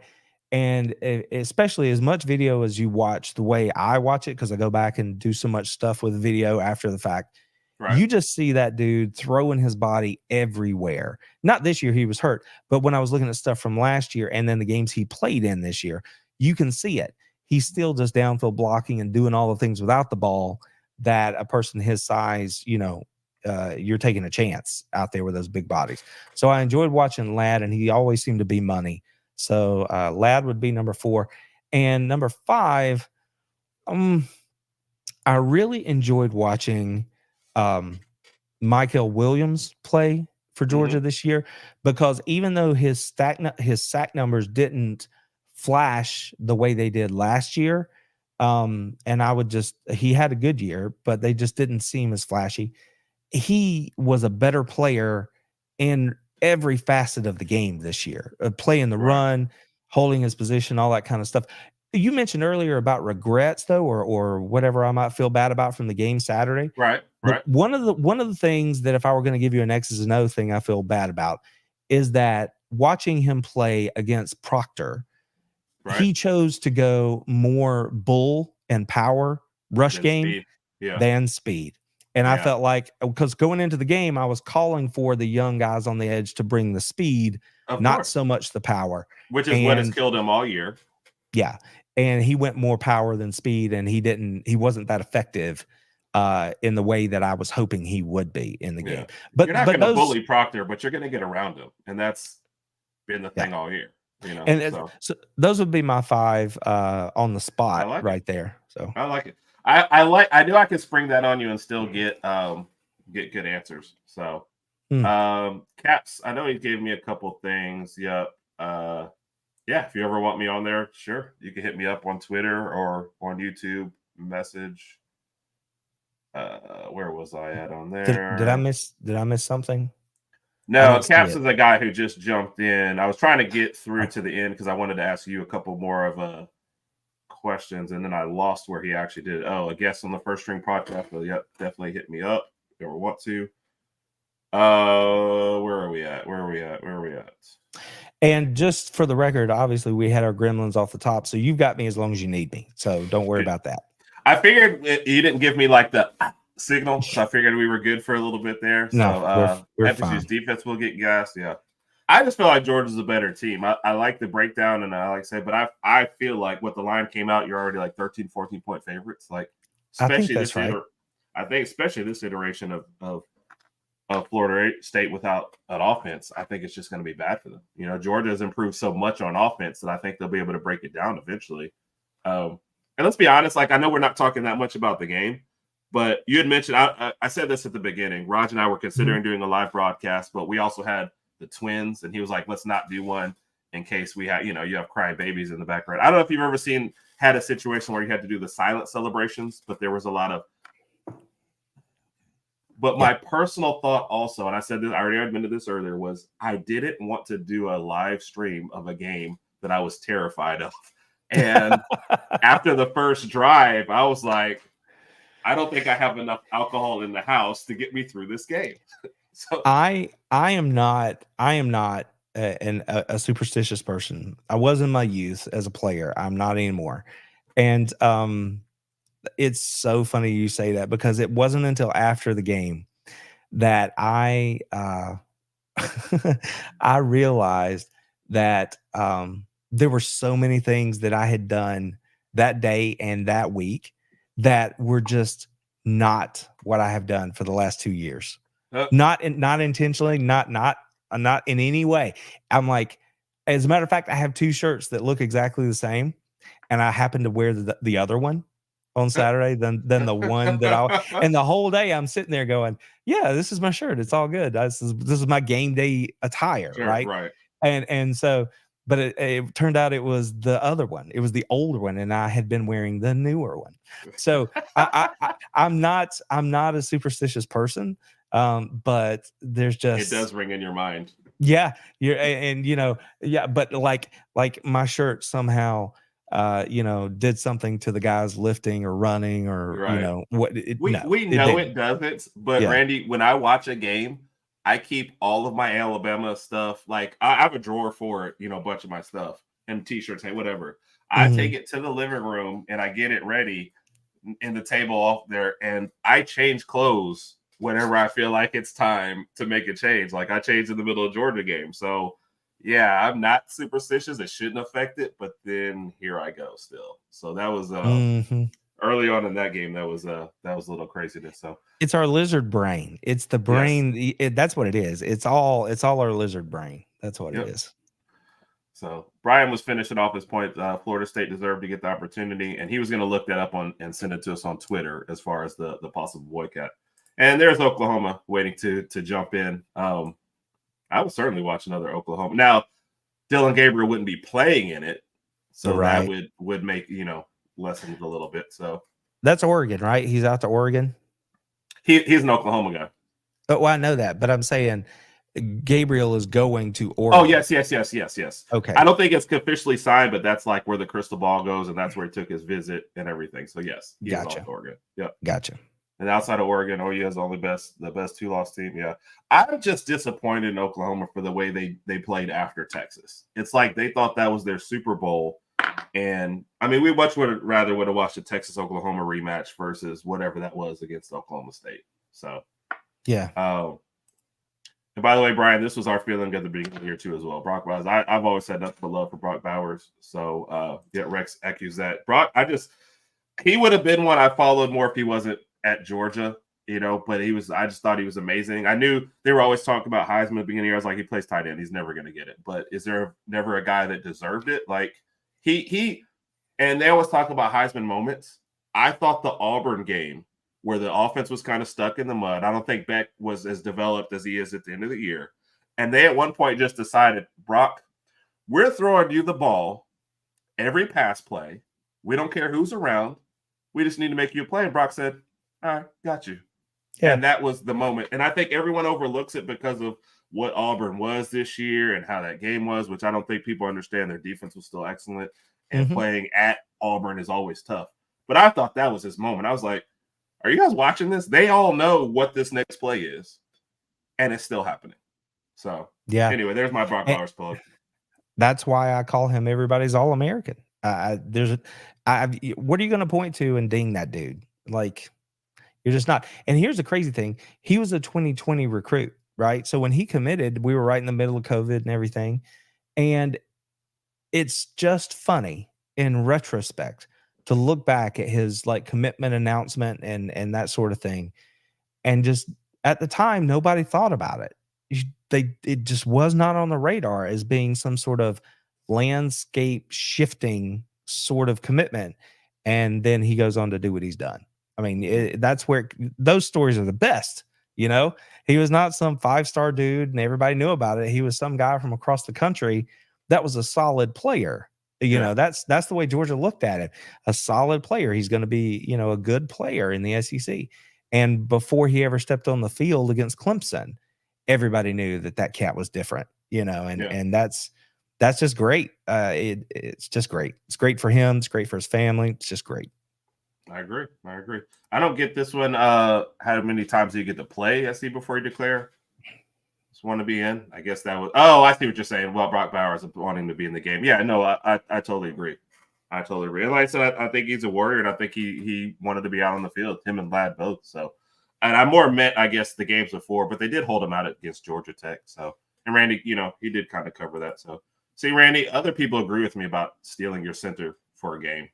So, well, SVP was another one of those dudes that the minute he committed out of Louisiana, out of the New Orleans area, I was like, that guy is a difference maker. He's one of those guys because he had a reputation for being a really good leader and a stand-up guy. And then he was also a 4 or 5-star player, whatever he was. You could watch the film and see that guy is a difference maker. And then, you know, when he took over, he just flourished, you know, his leadership skills and all those sorts of things. So recruiting matters, in case we didn't know. Yes, slightly. Cap saying good night. Cap's posted about his friend. I didn't know if it's something I should post, but just a friend that had biopsy surgery. So Caps, we hope your friend is doing well and recovering for sure. And like I said, you can always hit either one of us up on Twitter if you're looking for guests or whatever you're looking for, man. You can always. OU's a 2.5-point dog. He's here for it.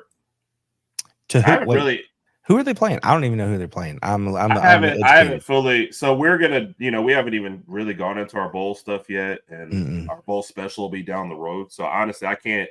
Outside of the top 4, I can't really tell you who they're playing. I'm sure he'll post that yet. So Kat said, same routine, start playing bad, turned off, and Hound Herb. Yes, Kat is hilarious because she will literally, like she's saying right there, she will turn the game off and just search Twitter and ask, is it okay to watch again? Hey, ever since I stopped watching, we've scored 10 in a row. Like it is. That sounds familiar, Herb. That sounds familiar.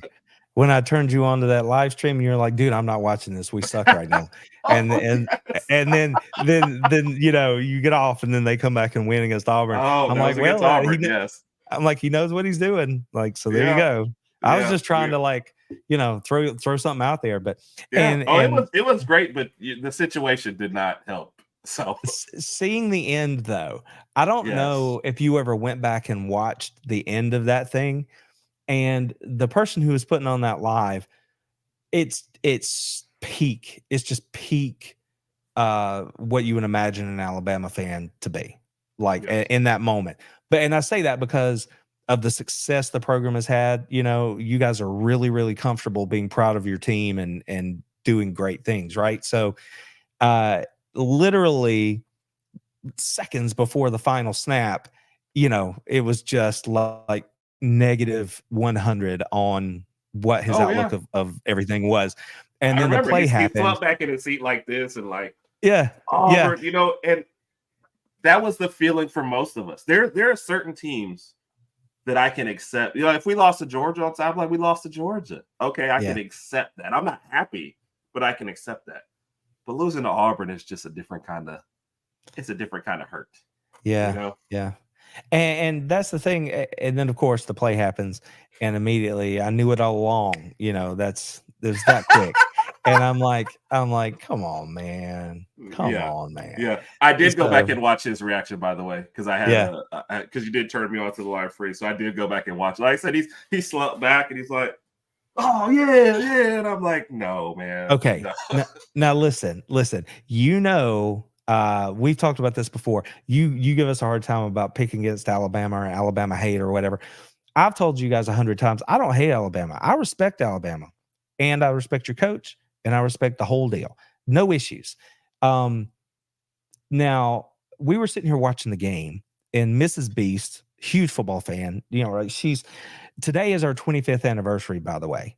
So shout out to Mrs. Beast. So she's letting me jump on here on our anniversary. Man. And now I feel bad. No, I'm thankful that you're here. We were both busy today, and so hopefully we'll get to do something the next couple of days. But it's one of those things where she's sitting right here with me watching the game, and literally, because there was like a timeout or something before the play, there was for some reason there was a moment there of pause, right? So let me just tell you something I didn't realize. We had 3 timeouts going into that, right? So at first I'm thinking at worst, we'll call timeouts. They're going to punt. I mean, it's a Hail Mary, of course, but at least we'll get the ball back with something. Because they called the penalty on us. They were going to do the 10-second runoff, and we called a timeout to save that. I didn't find that out till maybe the next day, right? Maybe 2 days later watching something. I had no idea live. So now that you're saying that, I remember them saying it on the broadcast, right? Right. So, but that's why we had. Are all coming in. Oh, well, thanks, y'all.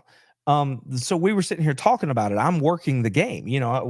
I'm working, and thank you, everybody. Appreciate y'all. She's watching the game, and she leaned over here. Now, Alabama hate we don't have. Auburn hate, I think you're also pretty clear, is high in this household. Like it matches Florida levels for her, right? Florida's my team.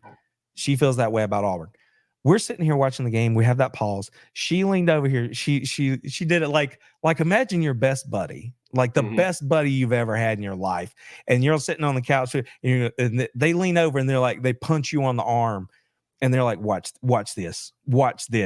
She leaned over here and she's like waving her hand at me to get my attention because I'm working, and I turn and look, and the play's about to happen, and she's like, there is plenty of time for Auburn to still mess around and fuck this up, and I was like, no. And sure enough, they snapped the ball, and then she looked dead in my eyes. She goes, what'd I tell you? And I'm like, she called it. I'm like, the hate that you have for Auburn is something that I appreciate very, very much about that young lady. Yes. So there's much love. All right, let's catch up, and then I'm gonna give you, I think, the 5 or maybe the 3 questions of death before we go. Arizona is who they're playing. Both Arizonas jumped out, or both Oklahoma guys jumped out there. Yeah, very fun team. I can't believe they're dogs though. I don't know if that was before or after the Gabriel news. I guess my gut would say Oklahoma just to start. So Cap says good night several times, but then he came back to give you your congrats, and then he asked a football question. Do Commanders still have a top 5 overall draft? I believe so, but I haven't done. I'm on a football show tomorrow morning. I haven't done all my work yet. So on that, and then there was one funny one I thought in here. The Alpha doesn't turn off the game; she just cusses a lot more. So I feel that. I think it happens. Out of all the Alabama games, the only one that I turned off completely and did other stuff was the last Clemson game that we lost in the playoffs, because it was just so. I knew at halftime it was over because we didn't try to score before half. We took 3 timeouts and plenty of time and just said, forget it, we're going in. That's when I really knew it was over. We were at my parents' house. My brother started helping mom take down decorations for the second half. So that's how bad it was. The Georgia TCU game, we didn't turn off. Everyone just started talking about other stuff. Like at one point we're around the table and some people have their back to the TV. That's how bad that was. So I'll tell you what, man, there's a whole spring to think about. I don't know why what you just said made me think about the 12-team thing, but there's a whole spring out here where I'm going to spend a lot of time thinking about the 12 team and what I think that means for my team. I don't know why that triggered this thought process right here. And I don't know why I'm saying it out loud. This could all just be kept in my head. But yeah, the what that's going to mean, maybe it was the TCU bit, because like obviously we're going to have all the teams that anybody could possibly make an argument for going to be playing for this thing next year. And I'm just very interested, because when you put portal and NIL and multiple playoff games, all that stuff into the blender, like there's just no telling, who's going to be in that 12. Like it is wild. Yeah. What I don't like about it is there's going to be certain teams that are rewarded for not going to their conference championship game at all, sitting out an extra game. And if you're like, let's say Georgia, you're not going to get a first round bye now. You're going to have to play in the first round against a team that maybe sat that out. Yeah.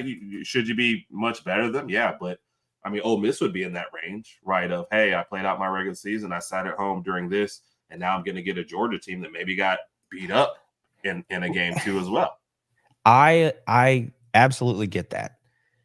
But I side with Coach Smart here because and as an Alabama person, I guess my question would be the same to you, which is to win this conference is something different and special. And if you get a chance to go do that, you're playing for a ring, you're playing for a number on a wall, you're playing for historical bragging rights. So I think it matters. Oh, no, I'm not saying it doesn't matter. I'm saying I don't like the fact that somebody didn't get there at all and has one less game is all of a sudden in the playoff with a shot at that. No, I would much rather. Right. I would have gone with the 6. Yeah, definitely not trade. I would, if my team has a chance at it. Oh no. If they came to me and said, "Hey, we're guaranteed the playoffs. Do you want to play in the SEC championship game or not?" I'm saying, how is that even a question? Like, you want that on your resume for us. So. And here's something you may or may not have thought about, but there are people who now with the 12-team playoff have already started pitching, which means it's in somebody's ear somewhere that the idea of opt-outs is going to be even greater moving forward, even earlier moving forward.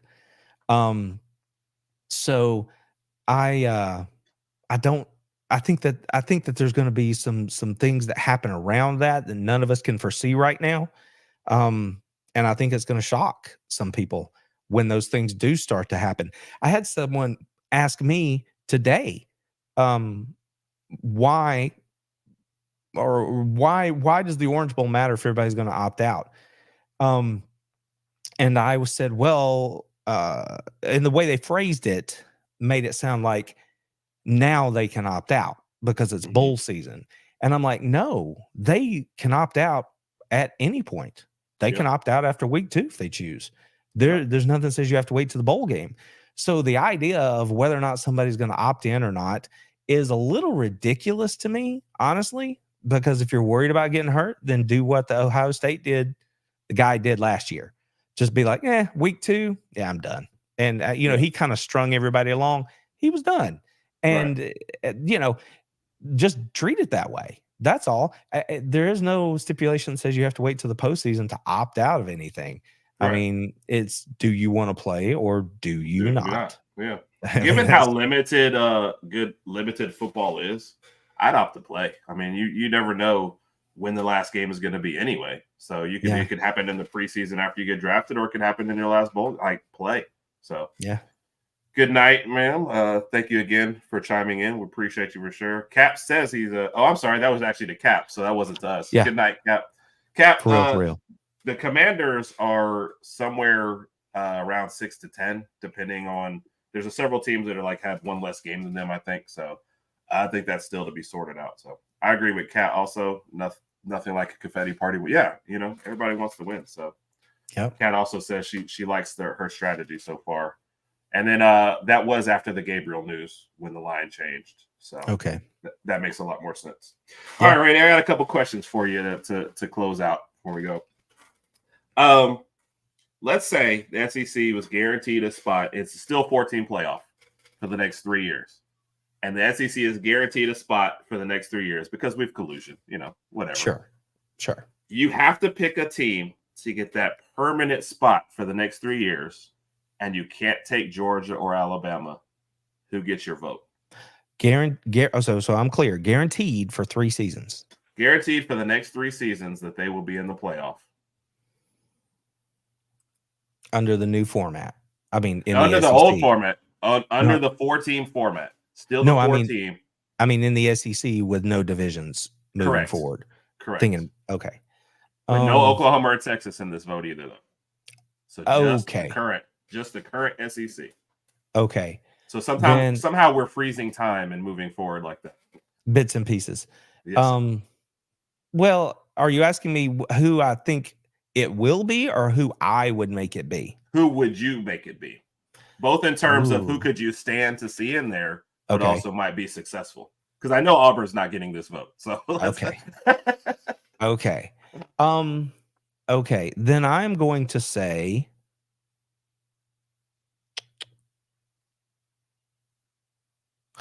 I would put South Carolina in there. Really? Yeah. I did not see that one coming. Were you expecting Arkansas or maybe LSU? Ole Miss.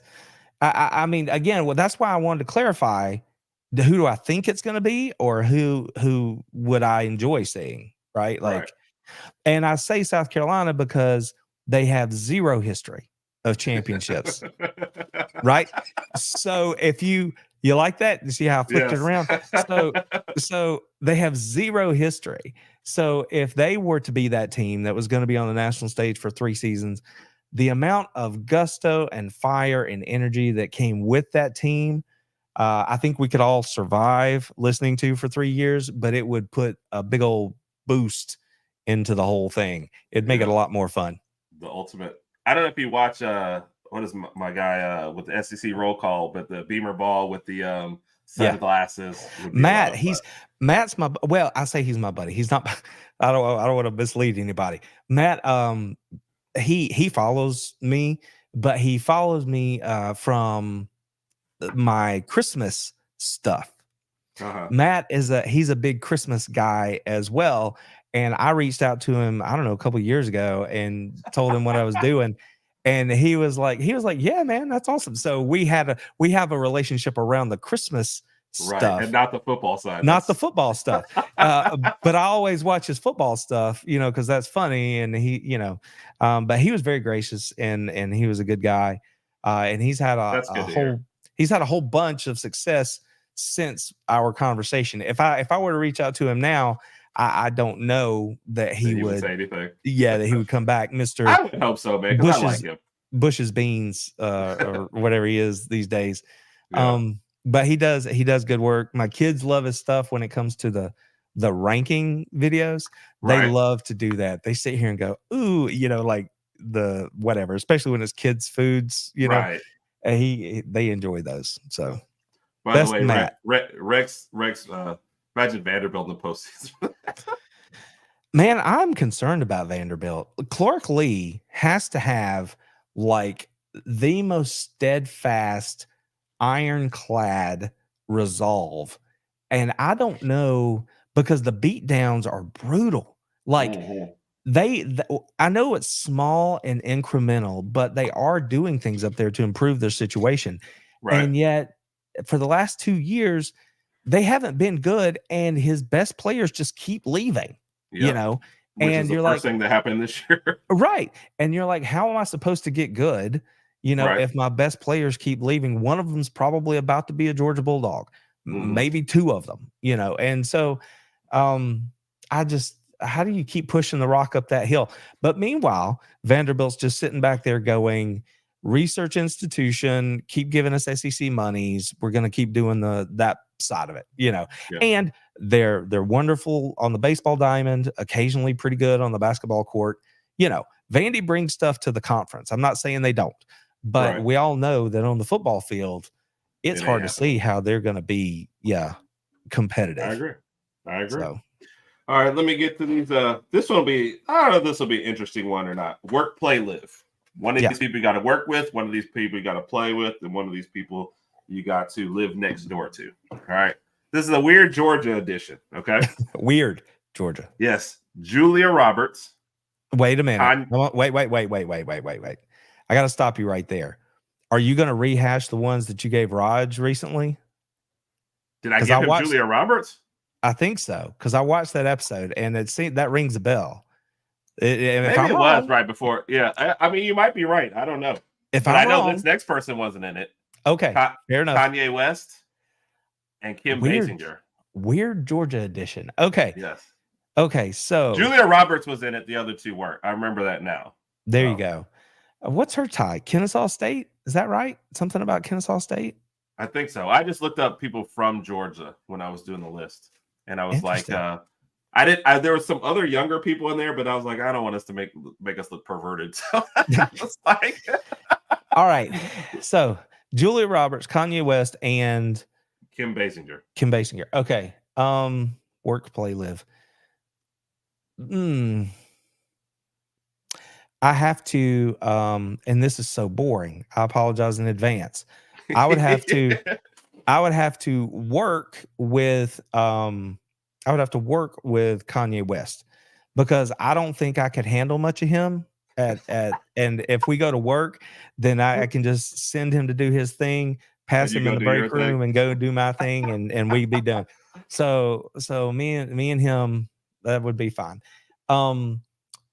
Let's see. Let me live next to Julia Roberts, because just like every movie she's ever been in, the all-American girl that everybody likes. So why wouldn't she be fun to live next door to? Right. So Julia Roberts. And then that means I'm going out with Kim Basinger, which is cool because like she dated Batman. and she dated Batman. And so that would be cool. I'd probably get to go and do cool things and see cool things. Yeah, I'm sure that's the biggest perk. There you go. All right, let me give you one more then, but with the quarterback edition. Okay. Matthew Stafford. Beck or Bennett. Okay. Okay. I think I'm gonna get a twofer here. I think I'm gonna get lucky. Okay. I'm gonna work with Stetson Bennett. Okay. Kind of for the same reasons that maybe I work with Kanye. Doesn't mean I don't like him. It just means that I don't know that our personalities would jive. Right. Like, he's just what I'm not. Right. Like he seems to be a bit of a trash talker, kind of in your, and that's fine, but that's just not who I am really. So we'd probably work together. And you said Beck and Stafford. So I would, I would live next door to Carson Beck, and we'd sort that out over 20-year mortgages. We'd figure out how much we got along. Or if he's smart like I am, 15-year mortgages. So we'd sort that out. I'd get to know him over that period. We'd sort it out. But he looks like he's fine, a good time guy, fine.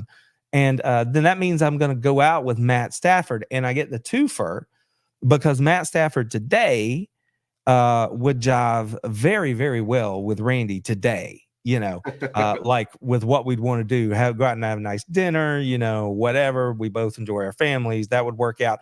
And so we wouldn't be doing anything too stupid. But I know enough about Matt when he was at Georgia to know that he knows how to have a good time. So I feel like young and old Matt Stafford. If we decided to cut loose and go have a good time, I'm confident we could go have a good time. Okay. So there you go. We're gonna slide in an outside question. Yeah. Boring. I like the answers though. Was this a fluke year for Missouri? No. And it's going to be hard. Well, okay. I don't know. What's your benchmark for fluke? Top 10, New Year's 6. Is that you're saying, are they going to be a contender every year for those things? I think, I mean, we don't have divisions anymore. So Missouri's going to become a more tough out than people are used to. And I think, good to see you, Mike. Thank you. I think that the way we've talked a little about NIL And the way Missouri, without federal guardrails, the way Missouri is using NIL is beneficial to Missouri right now. Okay. And that the ability for players to earn while they're still in high school and things like that, right? The way they have it set up. Right. So Luther Burden was the test case about how to go all in for this 5-star difference maker guy. That seems to have worked out pretty well for them. So this year they did it with Williams and Wannery, the number 1 defensive end, same kind of thing. They're hoping he hits for them. But the philosophy of that defense and the way they play, Eli Drinkwitz, when he has pieces, he's proven that they can be a productive offensive team. I just think that consistently, look through it through the lens of divisions, Missouri has moved themselves to the position where, especially given what's going on at Florida, they are absolutely in the argument for that number 2 slot in what is the East, Right. Yeah, going forward, they would be there because Kentucky year after year underwhelms. Florida's got to find a way to right the ship. South Carolina, like I said, they just bleed through the portal. Seems like they lose everybody every year. Right. So I think Missouri has put themselves in a position to be that team that is going to be competitive across the conference. Gotcha. And then once you get beyond that, they're just like everybody else. Do we have a good year? Injuries, so on and so forth. Gotcha. All right. I don't know. You did mention comics somewhere in there, so I think I'm going to stick with this question. Let's say Kirby is gone next year and you have to replace him and your OC and your DC. Who would you pick to replace them from, but they all have to be superheroes? Superheroes. Lordy. Okay. Well, this is fun, but you're going to have to walk with me because I got to walk myself because I'm going to forget some superheroes. I'm certain that I'm going to leave some people on the table. Right. So, okay. My head coach, we'll start there, would have to be, man, this is tricky because I'm really only very well versed in the DC universe. That's fine. You can stick to DC. I like it. Okay. I'm going to know which universe you to lock it down to. So that's why I didn't give you one. So if we're going straight DC, I'm down with that. See, well, I don't want to pigeonhole myself either because I know a few. I know a few from the other side. I'll tell you who I love, and you got to ride with me here. But I love Captain Marvel, right? Because the way, and I'm not like I don't have great depth on her character, okay, because she's not in what I paid to.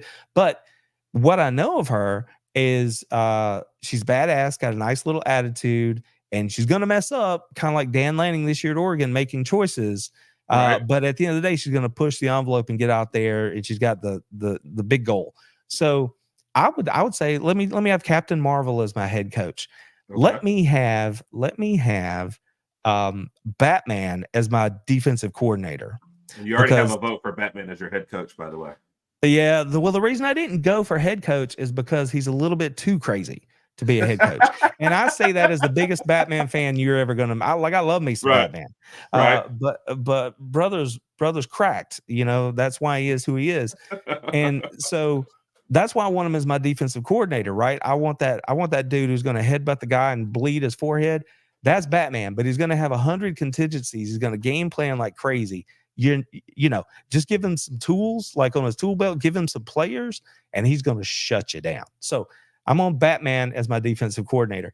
My offensive coordinator, let me go with, see, I need the perfect mix here of size and speed. So if I have a lifeline, feel free to throw one out there. But I'm going to go with here's one of your people, Tony Starks. Okay, Tony. See now there. Okay, I can see that one for sure. I was going to go with Flash, right? Because somebody who can come up with everything quickly. Yeah, exactly. So you can adjust in game, and the philosophy is going to be an upbeat sort of thing. So Tony Stark is a good one. That's really good. If there was one I was going to switch out, that might be it. But I'll just stand them all. You also have a Superman vote in there, but you're going to go with, you said Flash was your OC, Batman is your DC, and you're giving Captain Marvel control of the thing. Yep, so. She's my head coach. because And I don't know if you saw she's the Doom movie, but that's a perfect example why why Batman would have be a DC. the new one, the new animated film, the Doom that came to Gotham. Is that what they're referring No, to? I think.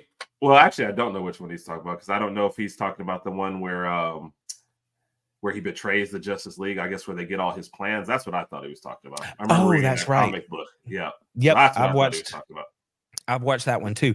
So if we could get clarification from the back row, that'd be great, because the new movie, The Doom That Came to Gotham, is an entertaining film. I mean, it's an H.P. Lovecraft, Elseworld. I'm big on the Elseworld and the Black Label stuff. So he was talking about the one I was talking when they got all of his contingency. So yes. Gotcha. So, see, and same thing.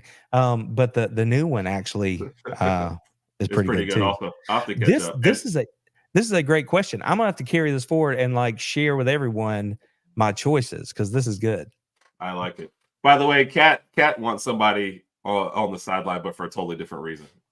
Listen, okay, so now, well, no, that's fine. Thanks.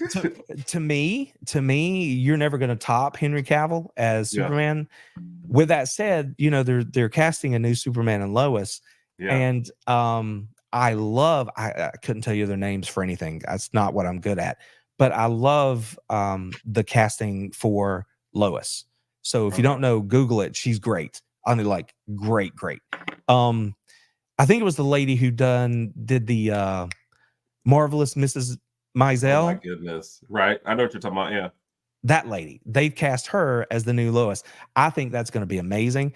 And I cannot remember who the Superman guy is. I've never been a huge Superman fan. Clearly, I'm a Batman guy. I don't feel like Kat is either. Kat is just a Henry. She just wants to see some shirtless action on there. So, well, and Rex agrees with you. So that, and Kat and Lady Alpha are having a conversation about him on the sideway. The word "yummy" has been used. So, all right. Last question, and we're gonna let you get out of here. On a scale of 1 to 10, 10 being the word or the best, just totally missed. How much did you miss Raj tonight? Oh my gosh. Okay, you know what? I'm going to give him just a little bit of a vote, a little bit of a benefit of the doubt here, because I understand why he's not here. Okay, so being a father, I understand. With that said, 10 being I missed him the most.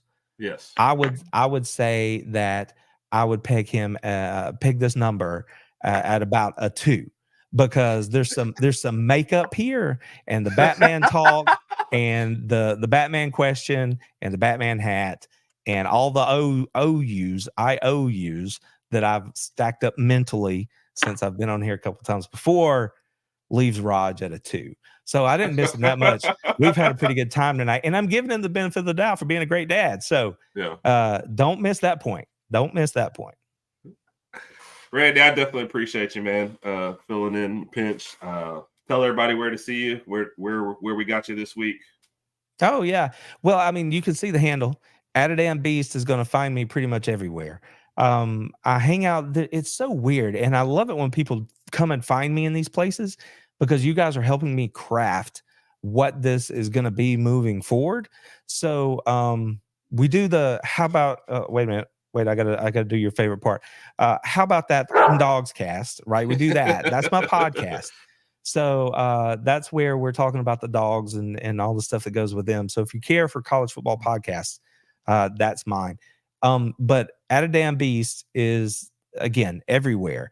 And it's short and longer form video and all kinds of stuff like that. So if you care about any of that stuff, come find us. And again, if you follow me there, I often ask and let you guys sort of help me figure out what we're going to be doing as we move forward. So, do we like the mid-range kind of stuff, the 5 to 10 minute stuff? Do we like the longer stuff? Because I want to help you guys enjoy college football the way, you want to. So I take all of this stuff just like Tony Stark and try to make a good decision. I try to get all the info. So yeah, Attadam Beast. That's where we are. Appreciate you, man. Appreciate you. You're not doing a pick show this week then, huh? Actually, we will be live tomorrow. Right. Tomorrow is going to be the last pick show of the season, I believe. Yeah, I thought you were on tomorrow, and then pick show was Thursday. You're just combining them both. Or Wait, is it no, all... what day is it? See, I don't even know what day it is. Today it's is Tuesday. Yeah, it's Tuesday. Okay, thank you. Tomorrow, tomorrow is the How About That Dogs cast. I'll do that Right. tomorrow night at 7, and then we'll do the pick show on Thursday, and it'll be the last one. I told Joe when we were deciding what to do, I said, well, I don't think you can catch me with 9 bowl games. So why don't we just put a bow on it for this year and not worry about the bowl games necessarily? We'll pick the SEC games. Right. And you can't catch me with that. And we'll just declare a winner and wrap up the Powers Hour for this season. And see where we go. And I get to show off the trophy this week. So we're going to unveil what we've been playing for this season. So that's something to look forward to if you need a reason to check us out. Yeah, I'll definitely check out. I'm working late both nights this week, but I will definitely be, you know how I do, on my phone. I'll check in and I'll still do it. So Randy, I definitely appreciate you, man. Thank you always for being available, and even in a pinch or with little to no notice. So I always appreciate you, man. It's always a fun time. Thank you. And thank you everybody tonight, man. We tried to address all your comments. I know I missed a couple in there, but you really helped spur on the conversation, man. So it's always appreciated. And thank you so much for being on there. So for Herb and the other guy of podcast, just keep checking out our YouTube channel, and we will be back here next week at 8 o'clock. So thank you guys. Everyone have a wonderful night. Roll Tide.